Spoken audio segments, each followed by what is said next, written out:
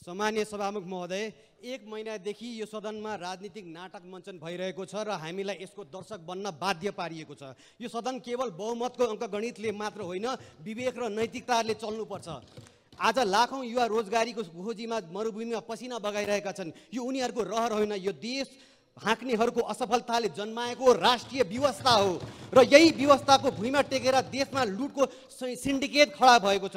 यो सिन्डिकेटको product catalogue पनि बडा गजबको छ सभामुख महोदय। कहिले भुटानी शरणार्थीको भेषमा आफ्नै देशको नागरिक बेच्छ, कहिले ललिता निवास बचाउनु पर्नेले सरकारी जग्गा बचाउँछ, कहिले क्विन्टल क्विन्टल सुनलाई बिस्कुट बनेर भित्राउँछ, कहिले वाइट बडीको नाममा राज्यको ढुकुरी उडाउँछ, कहिले एयरपोर्ट बनाउने नाममा भ्रष्टाचारको ओलम्पिक खडा गर्छ।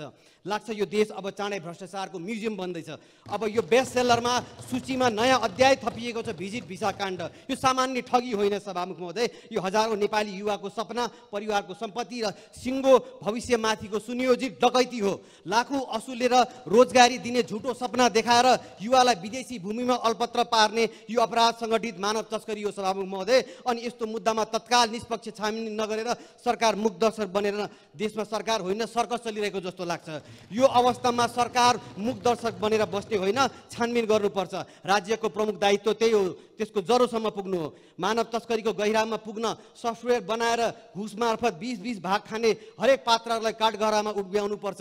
सजाय दिने र पीडितलाई न्याय दिने एक उच्चस्तरीय निष्पक्ष छानबिन समिति गठन गर्नुपर्छ।